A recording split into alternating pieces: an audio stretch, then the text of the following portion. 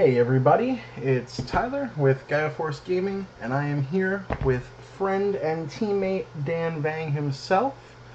We just finished up a regionals this weekend. If you watched the video that dropped earlier today or yesterday, depending on when this gets uploaded, we talked to Ben, who came second, and Dan here came first, and he played Red Jesmon. So we're gonna talk about his list, how it's different from the list that we've put up earlier, and what we like and don't like about it. So I guess, without further ado, Dan, take it away. Cool. Thanks for having me again. Hi, everyone. Played Red Imperial yesterday. It was a good time. Lots of close matches. Lots of risky plays, I would say, and lots of high rolling. Fun deck. It's a great deck, especially post starter deck, right? When we get memory boosts and things like that. But we'll touch upon that at the end of the video after we do the deck profile. So we'll start with the deck profile. Start with the babies and go from there. For Demi Maramon, definitely great, needed. The deck just came out +1 swinging into security helps. There were times where I swing with like my rookies and they lived because they got that +1 boost. Having like a vanilla rookie like Monodramon swing into security being 4K helps sometimes. Starting rookie list, 4 Huckmon. Can't go any less. You gotta go with 4 Huckmon. You can potentially search 2 targets. Huckmon is not my friend, unfortunately. Usually when I play him, I get like 1 target or 0. It happens. But he's still nice to have, just to be able to give your sister mom that blocker potential, right? Or sometimes I'll follow up, if he lives long enough, I'll follow up with just a Digivolving him into Cordramon so I can have another blocker instead. Stronger blocker, I should say. We have 4 starter deck Agumon, +1K.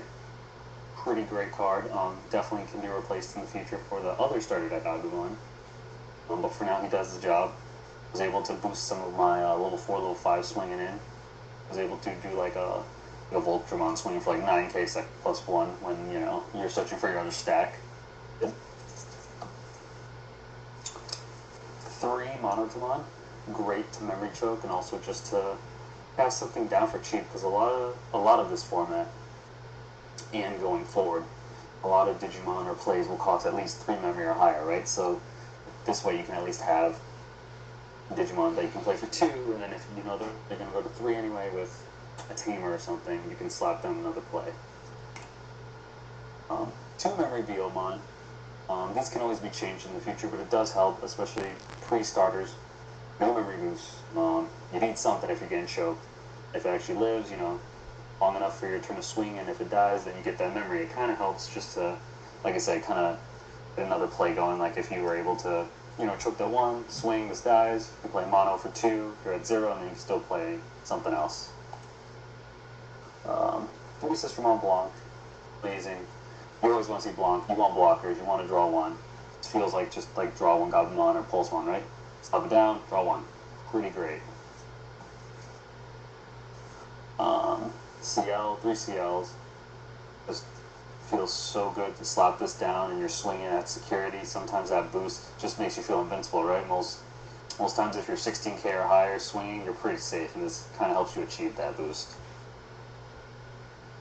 We got the 4 Sec +1 Greymon. Amazing. Just giving yourself Sec +1 and being able to swing potentially multiple times lets you edge out over opponents pretty fast. 4 Bauhawk. Really good against the mirror, right? If you have Sistermon, you're able to swing, potentially restand, and you're able to pop a 5K. That's why I think in this format, you know, the 5K blockers, sometimes it's not as great if they have the Bauhawk, right? They can just pop them right away, and then you're kind of stuck. Helped me once against the Rookie Rush match in the final as well, because he had a body out, and I was like, I couldn't swing into the rookie, and I had to make sure, and it was able to pop one of them so I could essentially live another turn without dying. 2 Cordramon, I alluded to them earlier. Really nice just to have another blocker on the field at some times, you know? Especially possibly in the mirror, right? If they're able to make a bunch of checks, you can always block with 2 blockers, probably like a Sister Mom Blanc or CL, and at least you have a Cordramon, at least you can kind of guarantee that you might not die unless they have like a Blitz on me. Everybody's favorite ultimate, level 5 in this deck, for Savior. You need it. This is the only one you want to see usually. Sometimes you gotta go with the one bulk if needed. Bulk does put in work sometimes though. The bulk's 7k, so sometimes if you can't find the Jesmon and you got a swimming piece, so be it. Swinging at security, you know, you have the Demi-Meramon boost that plus 1k makes it 8. You have a Greymon under and an Agumon 9k sec plus 1, it's pretty good. After swinging a couple times with these guys yesterday, I'm a big believer in like the Agumon deck running the promo Greymon now. Level 6s, you know it, you gotta have 4 Jesmon. Probably all the more unfriendly, less balanced red cards, right? Able to get just really high stacks. Able to swing, play a Sistermon. If you got the Savior under, right, you can restand and swing again. Pretty busted. The piercing really puts in work. Really puts in work, especially with Judgment of the Blade. 1 BT, 1 War Greymon. Really clutch right now. If you can't see Jesmon, at least you can get this guy going off, and you can swing, and you're not really afraid of the security stack unless it's like a bond or something strong like a Zord, some level 7, right? Being able to swing, Demi-Mera boost it to 12, Agumon boost it to 13. At least you feel semi-safe swinging in. If you have a Savior and a Sistermon, you can swing twice, which is pretty nice against set control, or sometimes Musketeers, depending what they have in security. 2 Blitz Omni, amazing to swing in. There was a match I played against the Purple Tidemon player. I think it was Castle Siege is his name. Hopefully I'm pronouncing it right. Sorry, bro. Definitely saved me against him because he was able to set up either Rebellion with the Retaliation blocker or with a Vilemon where he just trashed his Skull Greymon and tucked it under, right, to give it Retaliation. So I had to figure out a play where I couldn't swing my Jesmon because it's going to die. So luckily I drew the Omnimon and I just kind of just Digivolved over it, swing. That way, even though the Retaliation was going to go off, I just trashed the level 6 under, and at least Omnimon was able to live. That way, at least I had a stack.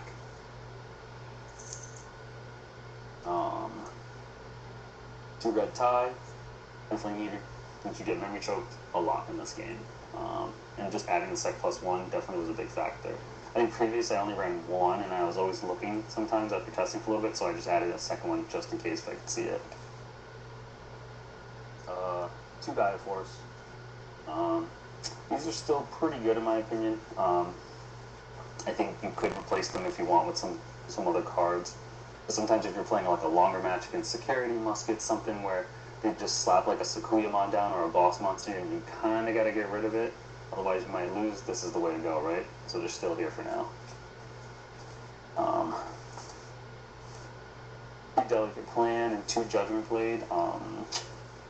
This is probably the reason why both these cards actually, probably the reason why Jesmon feels pretty broken, right? If you can get a combo both these cards together, you feel pretty unstoppable. Delicate Plan, pretty much just turning all the options off, and then Judgment of the Blade being able to swing anything unsuspended kind of gives you more pressure and more tempo, so you don't feel behind. Especially if you know you can't get rid of the security, or if you already have the piercing, swinging over their stuff and triggering the piercing is pretty great. And the last card, the 1-of Gravity Crush. Really good sometimes. One time it was in security and useless, but you know, it's like blinding, right? You play it because you want to gain the memory. You're not playing it to be like, okay, I'm going to have this awesome security effect. You're just trying to play it just in case you get memory choke.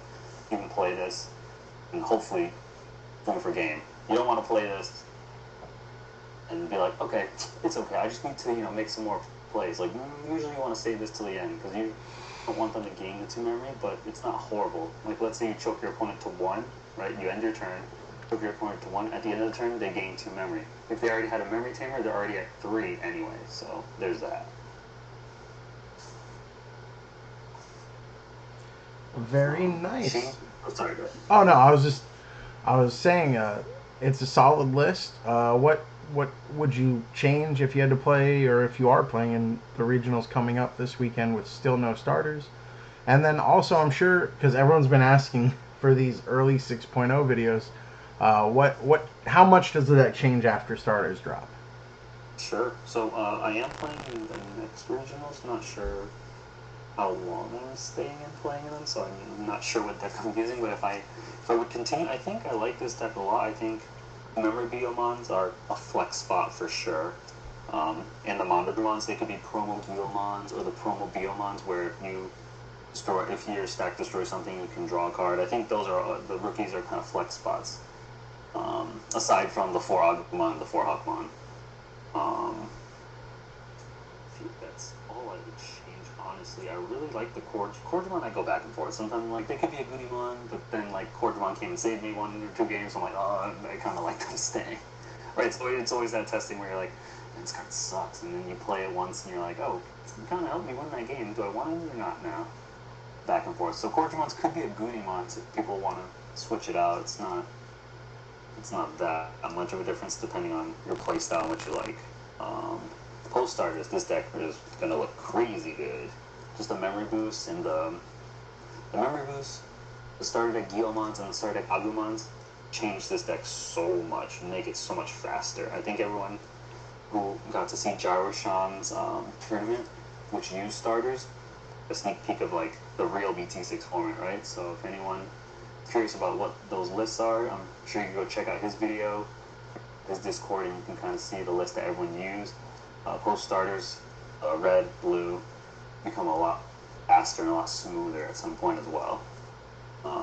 And I think I'm still going to keep the level 6 BT1 War Greymon in, only because I really, really like it.